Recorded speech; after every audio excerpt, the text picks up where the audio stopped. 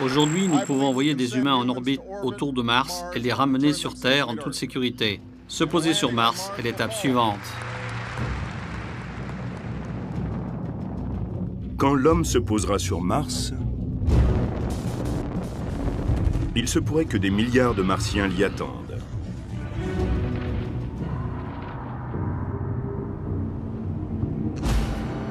Mais sans doute ne ressembleront-ils pas à cela, ni à cela,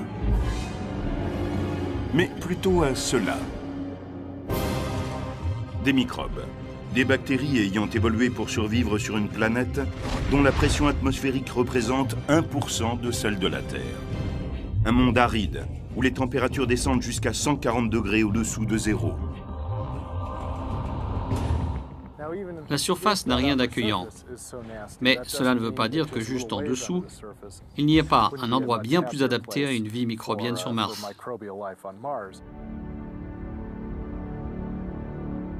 La vie existe-t-elle sur Mars? Il y a environ 10 ans, ma réponse aurait été très différente. Nous avons tellement appris depuis. Il y a quelques décennies, on aurait parlé de science-fiction. Mais nous savons aujourd'hui qu'il y a sur Terre, au fond des mers, des amas de bactéries situés à proximité de failles ou évents hydrothermaux. D'autres vivent dans des poches d'eau liquide, par 3,50 m sous les glaces de l'Antarctique. Notre connaissance de la vie microbienne terrestre a tellement progressé qu'on pense aujourd'hui qu'il y a des chances qu'une forme de vie primitive ait pu naître sur Mars et y subsiste d'une manière ou d'une autre. Comment la vie serait-elle apparue sur Mars? Peut-être grâce à un éclair. Printemps 2006. Certains spécialistes affirment que les éclairs sont inconnus. Mais des détecteurs terrestres de micro-ondes en captent dans les tempêtes de poussière rouge. Il ne s'agit pas d'éclairs associés à des orages, tels que ceux que nous connaissons, car il ne pleut pas sur Mars. C'est ce qu'on appelle de la foudre sèche. Cette foudre sèche, due à l'accumulation d'électricité statique, pourrait avoir été le déclencheur de la vie sur Mars. Avec la foudre, on a une nouvelle source d'énergie qui peut affecter notre composition chimique et altérer des éléments dans l'atmosphère ou même au sol. Pour une célèbre expérience visant à reproduire la création de la vie sur Terre, on a fait passer un courant électrique à travers un mélange d'eau et de gaz, créant ainsi une soupe contenant des composés organiques, des éléments constitutifs de la vie, les acides aminés. On ne crée pas forcément la vie en envoyant des décharges électriques, mais on peut rassembler ainsi les conditions indispensables à sa naissance. La foudre sèche a-t-elle permis la création de formes de vie sur Mars, ou a-t-elle détruit toute chance que cela se produise? Sur Mars, la foudre pourrait provoquer la formation de peroxyde d'hydrogène, entraînant l'apparition d'autres éléments chimiques susceptibles de détruire la matière organique et de stériliser les sols. Câbles de démarrage porteurs de vie ou chaises électriques fatales. On ne connaît pas encore les conséquences de la foudre sèche sur Mars. Entre le moment où l'on réfléchit et celui où l'on comprend un phénomène martien, de nouvelles découvertes nous enseignent que de nombreux mystères restent à élucider. Comment trouve-t-on des bactéries aussi minuscules sous la surface d'une planète située à 77 millions de kilomètres?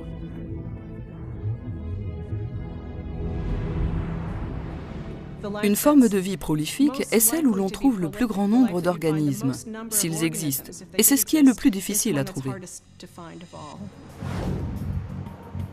Comme des grimpeurs, les spécialistes cherchent la vie sur Mars en opérant des connexions, en faisant des déductions à partir d'une observation, en espérant qu'un indice les mène dans la bonne direction.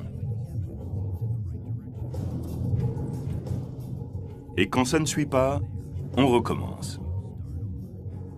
C'est un travail difficile. Ceux qui sont à l'origine des missions ont dit « Essayons d'abord de voir s'il existe des lieux habitables, des endroits favorables à la vie. » Comme on le sait, l'eau est l'élément clé. Sur Terre, il faut de l'eau liquide pour qu'il y ait de la vie. Cela peut être une petite poche au cœur d'un glacier mais on a besoin du caractère naturellement fluide de l'eau pour qu'ait lieu le processus de création de la vie. Sur les premières images prises par les sondes spatiales, Mars n'était qu'un gros rocher mort de couleur rouge. Sa mince atmosphère est principalement composée de dioxyde de carbone. Et l'on pensait que c'était la même chose pour les calottes polaires. Dans les années 70, on ne s'attendait pas à trouver d'eau, ni de forme de vie sur Mars. Mais aujourd'hui, la situation est différente. Au XXIe siècle, des sondes spatiales plus performantes ont révélé qu'un grand nombre d'informations étaient fausses.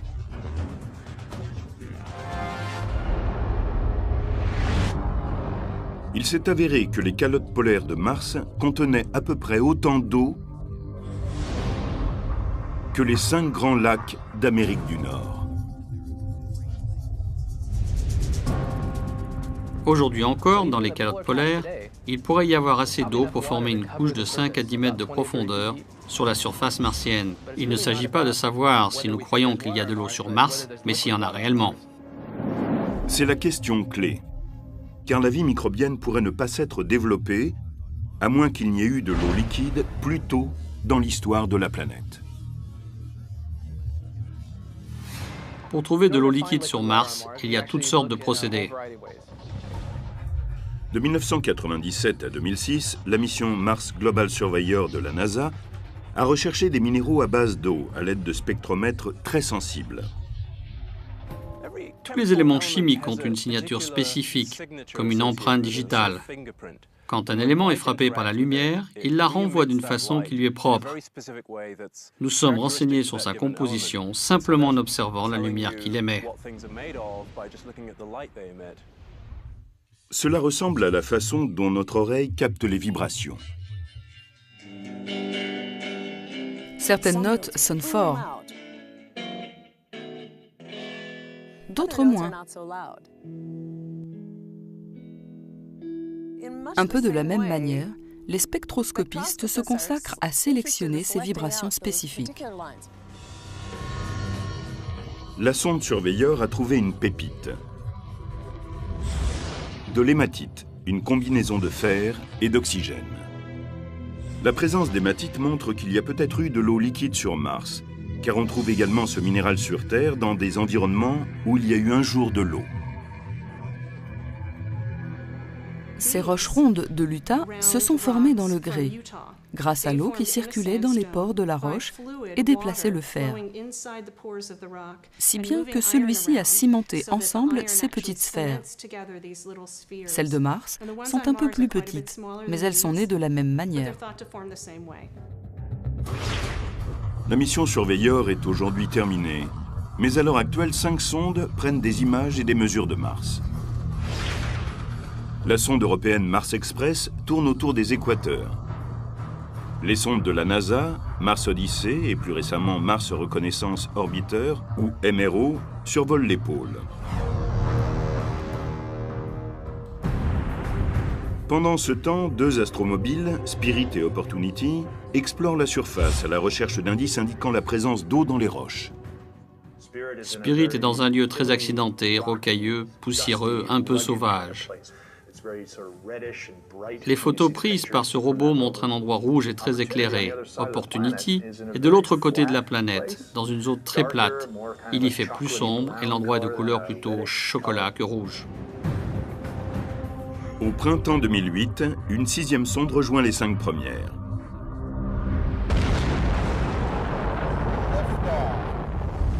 Il s'agit de l'atterrisseur Phoenix de la NASA.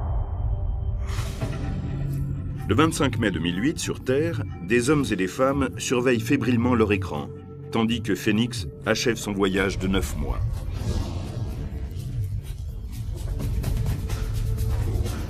Il traverse flamboyant l'atmosphère de Mars, à 20 000 km/h. Nous lui avons appris à s'envoler, nous lui avons transmis toutes nos connaissances. Maintenant, il faut le laisser travailler. Il est très difficile d'atterrir sur Mars. C'est le chaos pendant 6 ou 7 minutes avant d'atteindre la surface. C'est ce qu'on appelle les 7 minutes de terreur. C'est pendant ces quelques minutes que Phoenix doit passer de 20 000 km/h à 8. Autrement, Mars comptera un cratère de plus.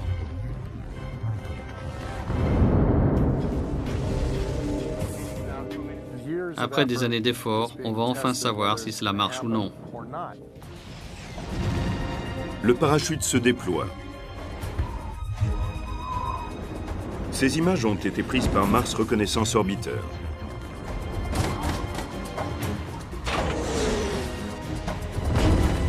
Les réacteurs ralentissent la descente afin de réussir un atterrissage presque parfait au pôle nord de Mars. Signal d'atterrissage détecté.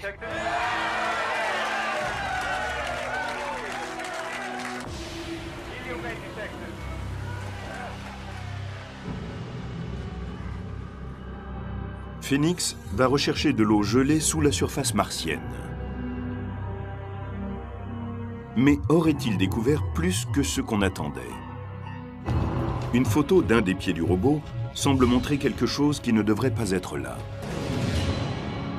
Nous avons de nouveaux indices qui laissent penser qu'il y a pu y avoir de la vie sur Mars un jour.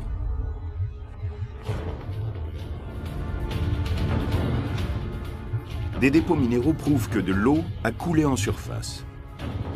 Les spécialistes de la NASA cherchent des preuves d'eau partout sur Mars. Et au printemps 2008, ils en ont peut-être trouvé dans un endroit inattendu. À peine arrivé au pôle Nord, l'atterrisseur Phoenix observe quelque chose d'étrange sur l'un de ses pieds. Certains collègues ont pensé que c'était des gouttelettes d'eau, ce qui est curieux car il fait très froid. Il n'est pas évident que l'eau puisse être stable dans cet endroit, mais elle pourrait être très salée et avoir un point de fond très bas. C'est possible. Je ne sais pas ce qu'est cette goutte d'eau ou ce qui y ressemble sur la jambe de Phoenix. Les spécialistes sont partagés. Et sur Internet, les spéculations vont bon train et restent des spéculations. Malheureusement, les images que nous avons sont très floues et nous sommes en résolution maximum. Ça donne vraiment envie d'y aller et de prendre une meilleure image, mais c'est peut-être une question à laquelle on ne pourra pas répondre. Bien que ces gouttelettes restent aujourd'hui encore un mystère, le bras robotisé de Phoenix a creusé jusqu'à 10 cm sous la surface et a confirmé ce qu'on pensait en se heurtant à un sol glacé et dur, contenant de l'eau gelée. Mars Odyssey avait prévu que Phoenix atterrirait sur un sol glacé recouvert d'une fine couche de poussière.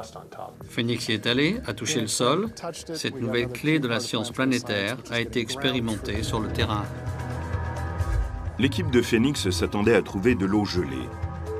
Ils ont été surpris par un autre élément détecté par les lasers de la sonde dans le ciel martien. De la neige. Non pas de la neige carbonique, mais des cristaux d'eau comme sur Terre. En effet, il neige sur Mars. Phoenix a d'abord vu cette neige se dissiper en altitude dans l'atmosphère et aussi tomber à la surface, puis retourner à l'état de gaz, quand le Soleil était de retour. C'est l'une des premières fois où nous avons vraiment vu le cycle de l'eau entre la surface et l'atmosphère. Elle est passée d'un état gazeux à l'état solide, puis retournée à l'état gazeux. Pendant ce temps, les astromobiles Spirit et Opportunity explorent la région de l'équateur. Ils utilisent des techniques d'imagerie à haute résolution et la spectroscopie pour trouver des traces de minéraux et des formes de relief sculptées par l'eau dans un passé reculé. La journée d'un robot commence au lever du soleil, qui illumine ses panneaux solaires et le réveille. Des ordres lui sont envoyés par radio de la Terre. Il lui indique tout ce qu'il doit faire. Maintenant, tu avances de 10 mètres, et puis tu t'arrêtes, tu tournes de 20 degrés, et tu fais une photo panoramique avec tel filtre couleur. Vers la fin de la journée, l'une des sondes de la NASA, comme Mars Odyssey Orbiter ou Mars Reconnaissance Orbiter, va prendre le relais et le robot va transmettre les données du jour à la sonde, qui les transmet ensuite à la Terre. Ainsi, pendant que le robot est au repos, nous recevons ces images ainsi que d'autres données. On essaie ensuite de voir ce qui s'est passé. A-t-il fait ce que nous attendions de lui ou quelque chose d'inattendu? Début 2008, Spirit signale qu'il a des problèmes avec sa roue avant droite. Lorsque l'équipe du Phoenix a tenté de faire une marche arrière sur Phoenix, la roue s'est enfoncée de plusieurs centimètres dans le sol et a heurté de la silice.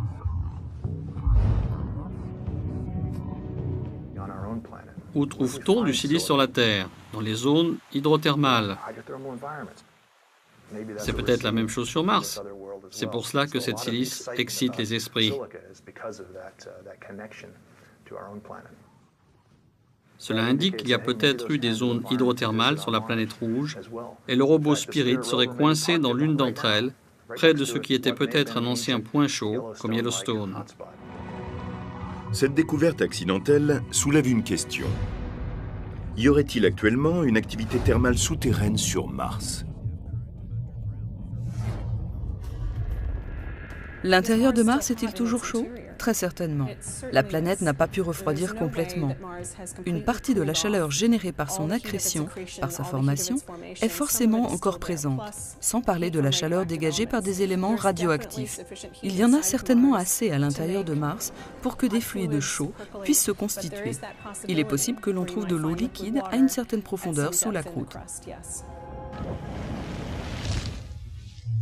À Yellowstone, comme dans toutes les sources chaudes de la Terre, on trouve de nombreuses espèces de bactéries qui se nourrissent et se développent grâce à cette eau riche en gaz et en minéraux. Y aurait-il sur Mars des sources d'eau cachées, favorables à la création de formes de vie? On aimerait lancer des sondes électromagnétiques sur Mars, car elles pourraient nous dire s'il y a du liquide à une certaine profondeur. Ce serait fantastique, et nous saurions enfin ce qu'il en est. Pendant que l'équipe du Spirit réfléchit à ce qui se cache sous le sol de Mars, une autre surprise l'attend en surface. 2% des sols autour de Phoenix sont composés de perchlorate, une combinaison de chlore et d'oxygène. La découverte de perchlorate sur Mars a fait l'objet de controverses, car sur Terre, c'est une substance très toxique. Sur Terre, les perchlorates sont utilisés comme propulseurs pour les feux d'artifice et les fusées. C'était une surprise et une découverte. Pourquoi trouvait-on cela? Comment cela s'était-il formé? La question des perchlorates est une question intéressante qui n'a pas encore de réponse définitive. Les perchlorates sont produits naturellement dans des endroits comme le désert d'Atacama au Chili, où les ultraviolets du soleil transforment le chlore et l'oxygène.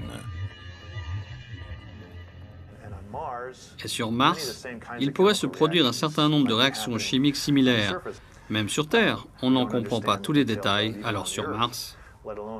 Le défi avec les perchlorates, c'est qu'ils affectent les expériences que l'on mène pour trouver des molécules à base de carbone, comme celles que l'on pourrait trouver dans des formes de vie. À l'heure actuelle, certains spécialistes reprennent les expériences de 1976 conduites par la Viking. Quand Viking s'est posé à la surface de Mars en 1976, on n'a trouvé aucune trace d'une forme de vie. Selon une théorie récente, s'il y a des perchlorates dans le sol, il aurait pu détruire la matière organique selon le même procédé utilisé pour les détecter en chauffant le sol.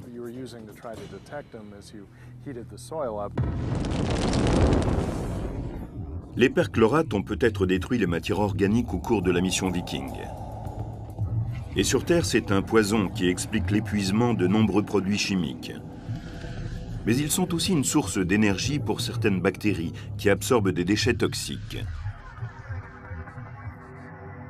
Et pour la vie, c'est à la fois une bonne et une mauvaise nouvelle. Si les microbes peuvent se nourrir des sols toxiques martiens, en revanche, ceux-ci pourraient être mortels pour les hommes. On ne sait pas comment les composants perchloriques altéreraient la surface.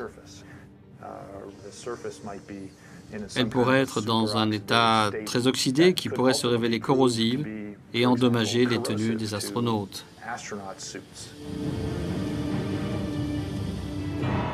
Après 5 mois de travail, la mission Phoenix est menacée par une tempête de poussière qui balaie les plaines de Mars et recouvre tout sur son passage.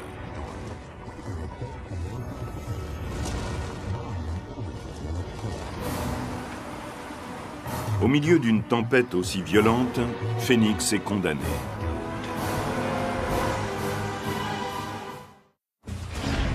L'atterrisseur Phoenix de la NASA a sondé l'eau gelée de Mars.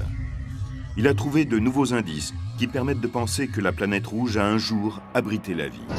Mais à l'automne 2008, il est sur le point de disparaître. Sur Mars, quand le vent souffle, il balaye la poussière. Elle est faite d'une matière aussi fine que la farine. Elle fouette l'atmosphère et se répand lentement en recouvrant tout. La poussière rouge couvrant les panneaux solaires de la sonde Phoenix, la lumière du Soleil, sa source d'énergie, ne peut plus lui parvenir. La sonde Phoenix a besoin de beaucoup de temps pour recharger ses batteries. La nuit, il fait très froid et il faut qu'il fasse tourner son chauffage toute la nuit pour rester en vie. Le 2 novembre 2008, Phoenix s'éteint. L'hiver se renforce sur Mars et le dioxyde de carbone gelé s'accumule, emprisonnant la sonde dans un tombeau de glace sèche. Mais les données de la sonde continuent à être analysées. Aller sur Mars, prendre des mesures en surface, obtenir des données précises sur l'histoire de Mars et sa composition chimique, tout cela était essentiel pour s'assurer de la présence d'eau sur cette planète. L'eau est indispensable à la vie. Mais selon les derniers indices, ce n'est que l'un des éléments qui ont pu construire Mars. Aujourd'hui, avec tout ce qu'on connaît sur Mars, on peut décrire 4 périodes. La première époque, il y a 4,6 à 3,2 millions d'années, est une période très active.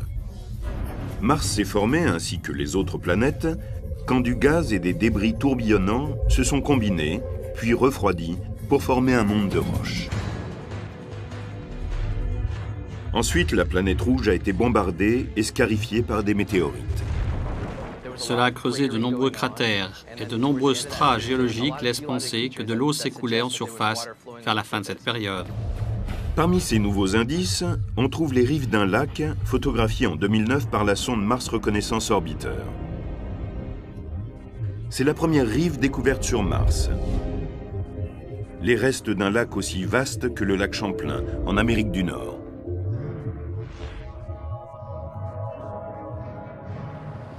Chaque indice de présence d'eau sur la planète Mars est capital pour déterminer si nous sommes seuls ou non dans l'univers. Certains spécialistes disent même qu'un océan comme l'océan Atlantique couvrait un tiers de la surface de Mars il y a 3,5 milliards d'années.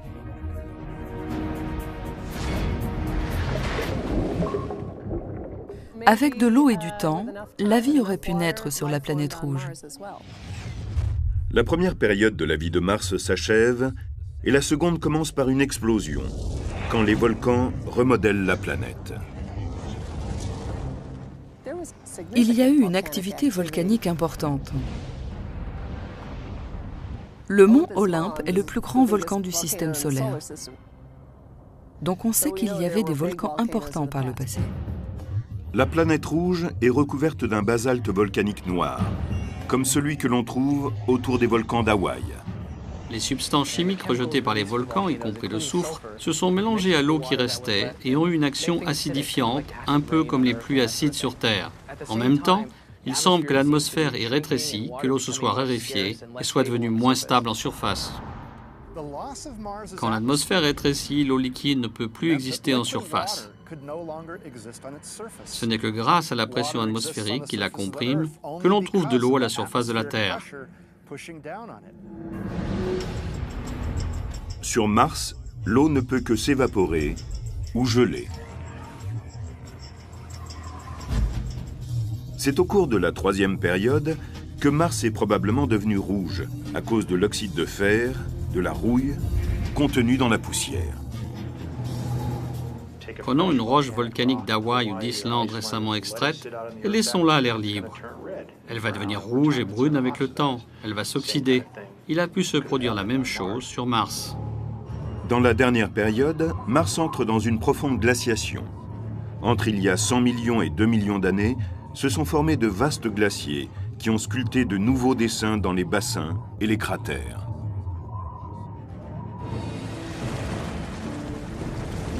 En bref, selon les découvertes les plus récentes, Mars était une planète chaude et humide. Et elle est progressivement devenue un monde froid et sec.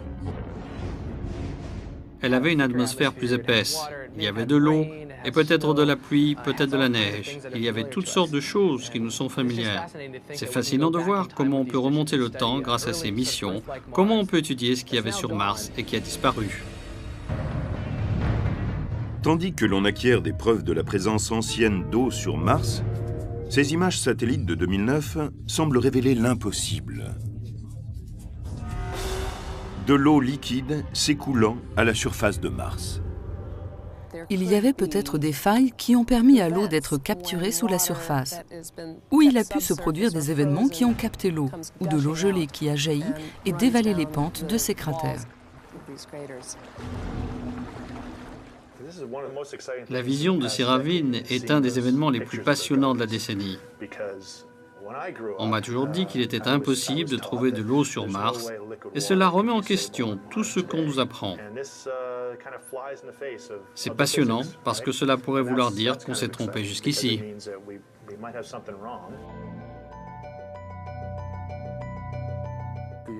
Dans la première annonce de la découverte, on a avancé l'hypothèse que la glace avait fondu ou qu'il y avait eu un aquifère. Selon différentes théories et études récentes, ce pourrait être dû au dioxyde de carbone. La glace sèche se serait transformée en gaz et ce gaz aurait lubrifié le sable qui s'écoulait. Mais le milieu scientifique continue ses recherches. Certaines traces se sont révélées être des coulées de poussière. J'espère qu'elles ne le sont pas toutes et que certaines aient été produites par l'eau.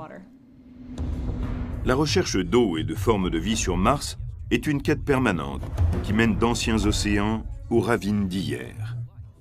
C'est comme un nouveau parcours d'escalade, semé d'obstacles et d'embûches.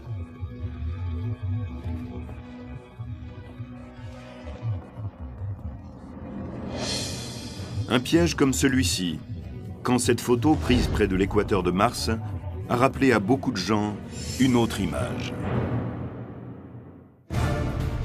Mars aurait-elle pu abriter un jour des formes de vie?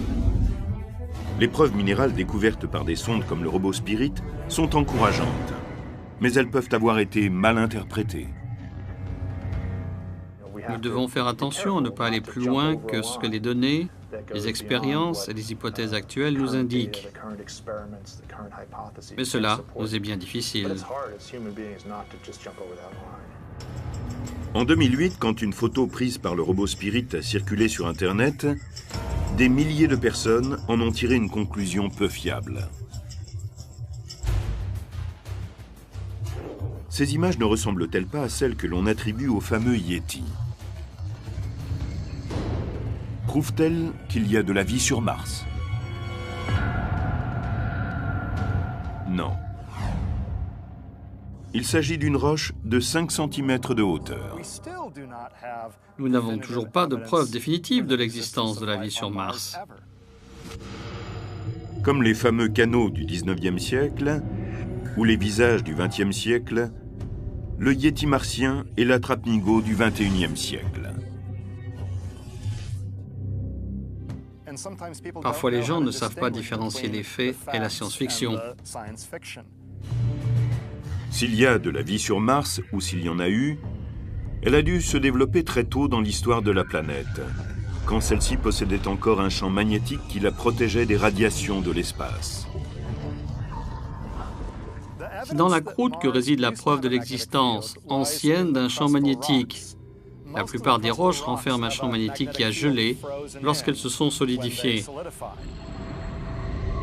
Ces roches magnétiques dispersées sur toute la planète rouge offrent une version martienne des aurores boréales, comme on l'a découvert en 2008, et bien qu'elles ne soient pas visibles à l'œil nu. Sur Terre, lorsque des particules chargées du Soleil sont captées par les lignes du champ magnétique terrestre et s'écrasent dans l'atmosphère, elles émettent un rayonnement et apportent de l'énergie à l'atmosphère. Récemment, la sonde européenne Mars Express a détecté des aurores sur Mars. Mais que se passe-t-il réellement si des particules chargées glissent le long des lignes de ce qui reste de champ magnétique? Mais comment Mars a-t-elle perdu son champ magnétique? Selon une théorie, alors que Mars se refroidissait il y a un peu moins de 4 milliards d'années, son noyau ferreux en fusion s'est solidifié et a cessé de fonctionner. Les mouvements à l'intérieur du noyau n'étaient pas suffisants pour générer un courant électrique et produire un champ magnétique.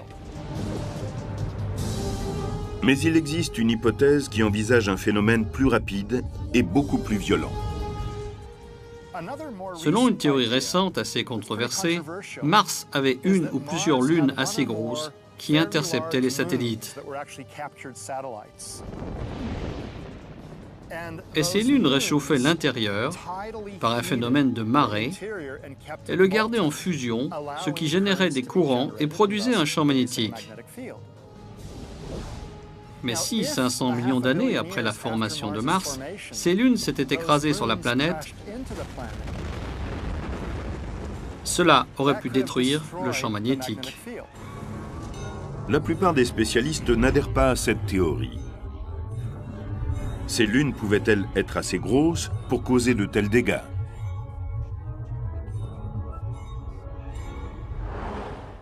L'idée que des lunes, satellites de Mars, se seraient écrasées sur elle au cours de son premier milliard d'années est peu probable. Mais ce n'est pas complètement impossible.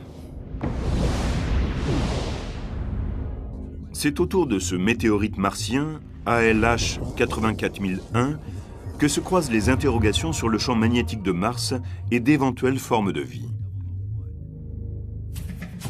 En 1996, des scientifiques affirment qu'elle contiendrait des microbes martiens fossilisés. Mais d'autres disent qu'il ne s'agit pas d'éléments biologiques. À partir de là, les spécialistes ont travaillé sur cette petite météorite de la taille d'une pomme de terre pour en extraire un maximum d'informations. De nouveaux résultats ont été présentés. En avril 2010, des chercheurs équipés de nouveaux outils radioélectriques annoncent que les précédentes hypothèses sur la météorite sont fausses. Elle a environ 1 milliard d'années de moins que ce que l'on pensait. Auparavant, on avait daté la roche d'une époque où Mars était encore en train de se solidifier, trop tôt sans doute pour que les microbes aient pu se développer. La nouvelle datation donne à la météorite un peu moins de 4,1 milliards d'années. 4,1 milliards d'années. Si Mars a été habitable, ce serait à ce moment-là, car on pense qu'alors de l'eau s'écoulait à la surface, qu'il y faisait plus chaud et que l'atmosphère était plus épaisse.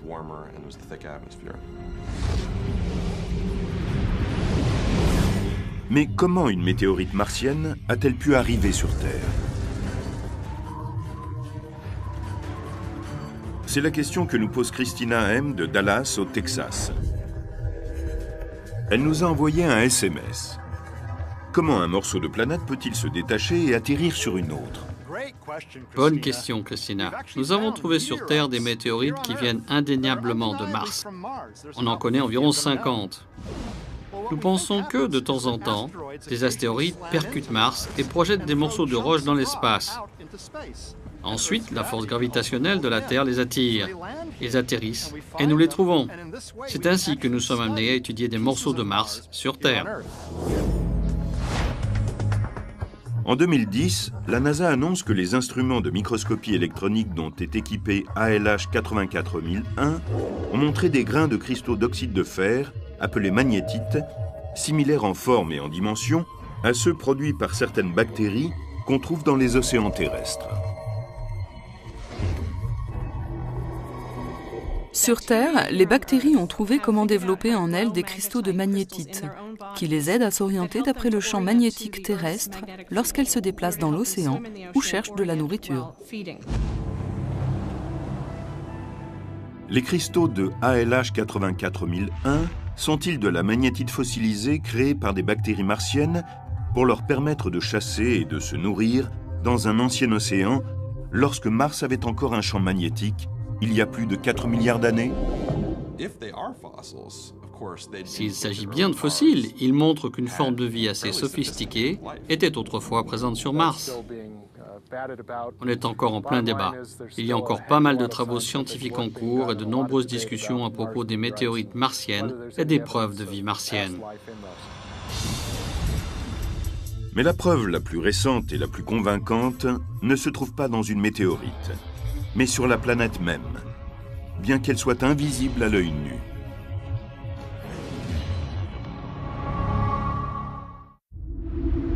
Pendant des années, les spécialistes ont suivi la piste de l'eau. Mais il pourrait exister un autre élément intéressant.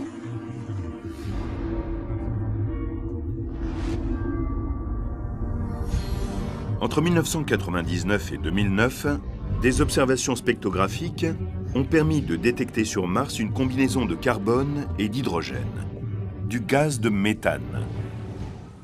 La découverte de méthane dans l'atmosphère de Mars a été une vraie surprise. Des bulles de ce gaz semblent venir de points chauds au cours de l'été martien. Le problème, c'est qu'il ne devrait pas y avoir de méthane sur Mars. La présence même de méthane sur Mars est un peu mystérieuse, car il ne tient pas. Sur Terre, la molécule de méthane est instable. Elle se désintègre au bout d'environ 3 siècles.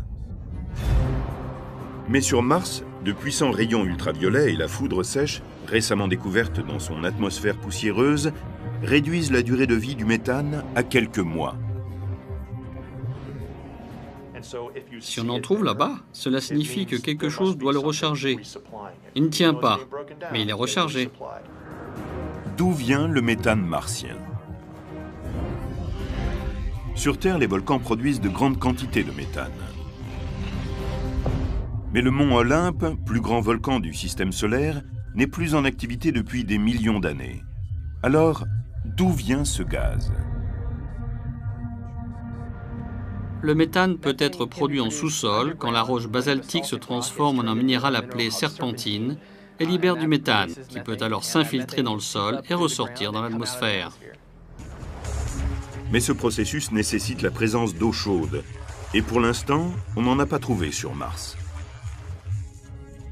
Les volcans que nous connaissons sur Mars pourraient-ils être en activité? Cela serait intéressant. Y aurait-il un phénomène de chimie aqueuse en surface que nous ignorons? À moins que cela relève du domaine de la biologie. Sur Terre, 90% du méthane est issu des bactéries animales ou végétales. Le méthane martien pourrait-il venir de colonies souterraines de bactéries? La découverte du méthane sur Mars a conduit les journaux à annoncer en gros titres que nous avions découvert des preuves de vie sur Mars. Il y a eu des tas de spéculations sur d'éventuelles créatures martiennes. Mais si la découverte de méthane sur Mars est intéressante, elle ne signifie pas que nous avons trouvé des créatures en train de gambader sur la planète rouge. Ce pourrait être une preuve de vie. C'est une direction à suivre et au bout, nous trouverons peut-être la vie. Aujourd'hui, la priorité pour les explorateurs est de trouver la source de ce méthane. C'est un des objectifs des prochaines sondes martiennes. Nous voyons là une version de l'astromobile Mars Science Laboratory au banc d'essai. Quand il sera à la surface de Mars, il pourra mesurer la quantité de méthane et nous aurons enfin des réponses. Le Mars Science Laboratory, surnommé Curiosity, sera lancé à l'automne 2011 et se posera en 2012. Il a la taille d'une petite voiture et utilisera une nouvelle technique d'atterrissage, la grue volante. À 20 mètres au-dessus du sol, l'astromobile est séparé de l'étage de descente et descendu par des câbles. Il descend petit à petit vers le sol. Lorsque les roues du robot se posent, l'étage de descente la détecte, il détache les câbles, puis s'envole et va se poser plus loin en toute sécurité. Le robot est alors au sol, sur ses roues, prêt à travailler. Le radar à haute fréquence, essentiel pour l'atterrissage de la grue volante, a été monté sur un hélicoptère et conduit à la base aérienne d'Edwards, en Californie, pour réaliser des essais. Avant d'aller sur Mars, on fait d'abord tout un tas de simulations et d'analyses pour voir ce à quoi s'attendre en termes d'angle de descente et d'altitude du parachute.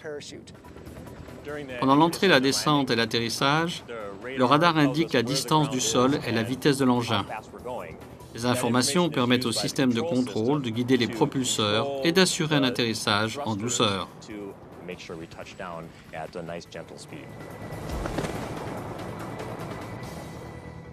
On teste par morceaux, ici et là, mais le premier test réel aura lieu sur Mars. La mission principale de Mars Science Laboratory est de rechercher des traces d'anciens habitats. L'astromobile se déplacera vers des zones qui ont été autrefois détrempées d'eau et qui ont pu capturer des éléments organiques. Donc si on trouve ce genre de strates, on peut rouler sur ce type de roches, les forer et en extraire du matériau. Cela peut dire avec précision de quoi la roche est composée et s'il s'y trouve de la matière organique. Le Mars Science Laboratory sera un maillon supplémentaire dans la chaîne d'exploration déployée pour comprendre ce point rouge qui brille dans le ciel nocturne. Quand on rassemble toutes les preuves, on éprouve le besoin d'en trouver de nouvelles. On ne sait pas comment Mars a perdu son champ magnétique. On ne sait pas exactement comment elle a perdu son atmosphère. On ne sait pas non plus où est passée l'eau, si le méthane a été produit par une forme de vie, ou s'il est le résultat de réactions chimiques abiotiques. Peut-être pourra-t-on au XXIe siècle répondre aux questions qui ont déconcerté les XIXe et XXe siècles. J'ai posé la question à 5 autres scientifiques. À votre avis, combien de chances y a-t-il pour qu'il ait existé des formes de vie sur Mars ? 4 d'entre nous pensent qu'il y a plus de 90% de chances qu'il y ait eu, et qu'il y ait peut-être encore, de la vie sur Mars. Et 2 d'entre nous ont répondu moins de 15%. La question suivante était, si vous pensez qu'il y a moins de 15% de chances, cela vaut-il la peine de continuer à chercher ? Ils ont répondu immédiatement, absolument. Je ne crois pas que les robots, les sondes et les satellites trouveront de la vie sur Mars. Mais cela va sans doute nous occuper. Et un jour viendra où l'on ira sur Mars, on creusera, on forera, on réfléchira, on replacera les choses dans leur contexte et on arrivera à assembler les pièces de ce puzzle complexe. Et je suis optimiste. Je pense qu'on trouvera alors une preuve de vie passée ou présente.